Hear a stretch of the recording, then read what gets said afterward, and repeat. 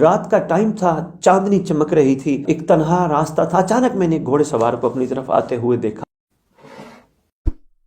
شیخ باقر ایک صالح شخص کا واقعہ بتا رہے ہیں جن کی یقیناً ان سے ملاقات ہے، سکہ بند عالم ہیں، یہ بڑا نام ہے شیخ باقر صاحب کا۔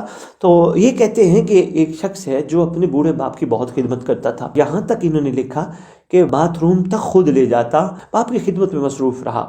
اس کی یہ بھی ایک دل میں حسرت رہتی تھی کہ میں مسجد سیلہ میں جا کر 40 شب بدھ ضرور صاحب الزمان کی زیارت کے لیے وہاں چکر ضرور لگاتا رہوں۔ تو اسی ضمن میں اس نے ایک شب بدھ باپ کو چھوڑ کر، اس کیفیت میں باپ کی طبیعت ٹھیک نہیں تھی، بزرگ تھے، باپ کو چھوڑ کر یہ وہاں سے چلا۔ کہتے میں رات کا ٹائم تھا، چاندنی چمک رہی تھی، ایک تنہا راستہ تھا، اچانک میں نے گھوڑے سوار کو اپنی طرف آتے ہوئے دیکھا۔ وہ قریب آئے اور انہوں نے مجھے میری دیہاتی زبان میں میرے سے مخاطب ہوئے، میری سے گفتگو کی اور پوچھا کہاں جاتے ہو؟ میں نے کہا میں زیارت صاحب الزمان کے لیے مسجد سیلہ کا ارادہ ہے۔ انہوں نے میرے سے پوچھا تمہاری جیب میں کیا ہے؟ تو میں نے کہا کچھ بھی نہیں۔ انہوں نے پھر دوبارہ پوچھا تمہاری جیب میں کیا ہے؟ تھوڑا سا جھڑک کر پوچھا تمہاری جیب میں کیا ہے؟ تو جب انہوں نے تھوڑا اس انداز سے پوچھا تو میں نے ہاتھ مارا، واقعتاً میری جیب میں کچھ دانے تھے، کشمش کے دانے تھے۔ تو وہ میں نے دیکھے، واقعتاً وہ تو میں اپنے بچوں کے لیے لے کے رکھے ہوئے تھے، تو میں ان کو دینا بھول گیا۔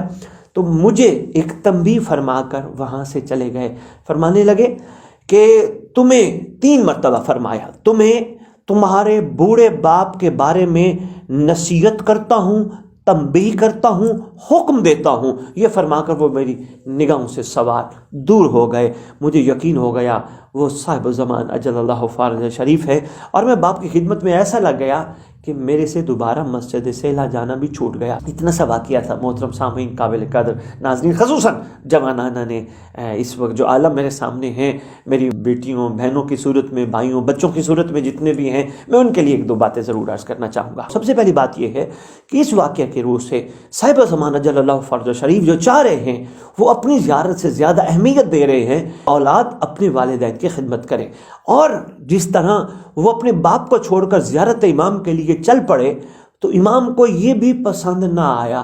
یعنی اس کا مطلب امام کو پتہ ہے کہ وہ اپنے باپ کی خدمت کر رہا ہے۔ امام سے کیا چیز ہماری چھپی ہے؟ ہم امام سے کیا چھپے ہیں؟ کچھ بھی نہیں، ذرا برابر بھی اپنے مولا سے ہم چھپے ہوئے نہیں ہیں، ہم ہمہ وقت اپنے امام کی نگاہوں میں موجود ہیں۔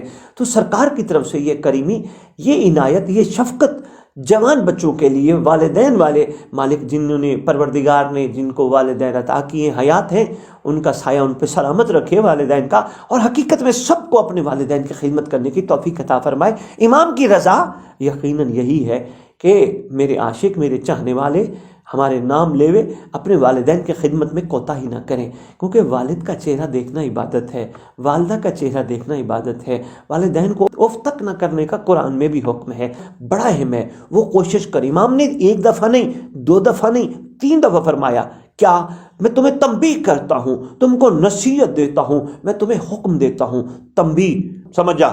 دوسرا فرما رہے میں نصیحت کرتا ہوں، پھر محبت کا انداز فرما رہے نصیحت کون کر رہے ہیں؟ امام زمان علیہ الصلوۃ والسلام۔ اور تیسرا فرما رہے میں تمہیں حکم دیتا ہوں۔ امر کس کا ہے؟ صاحب الامر کا، اولی الامر کا۔ میں کہتا ہوں سعادت ہے جن کو والدین نصیب ہیں بوڑھے خدمت کے حوالے سے، جوان بھی ہوں تو خدمت کرنی چاہیے، مگر جن کو بوڑھے والدین نصیب ہیں تو ان کو تو میں کہتا ہوں سعادت ہے۔ پروردگار نے کچھ لمحات ان کے لیے جو رکھے ہیں زندگی کے، کسی نے اس دنیا میں ہمیشہ کے لیے نہیں رہنا، ہر کوئی آتے اپنا ٹائم پورا کر کے دنیا سے جا رہا ہے، تو جتنے لمحات والدین کی خدمت کے لیے پروردگار نے کسی اولاد کو دیے ہیں تو میرا خیال ہے غنیمت ہے۔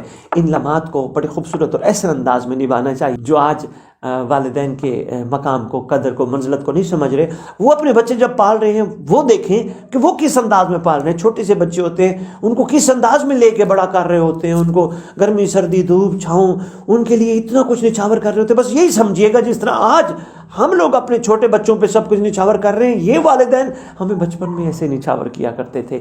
پروردگار سب کے والدین کو سلامت رکھے، ان کا سایہ تمام پہ قائم و دائم رہے، قائم و دائم بادشاہ کے صدقے میں، اور قائم و دائم بادشاہ اجل اللہ فرج شریف کے سامنے ہمیں سرخرو ہونے والوں میں کرا۔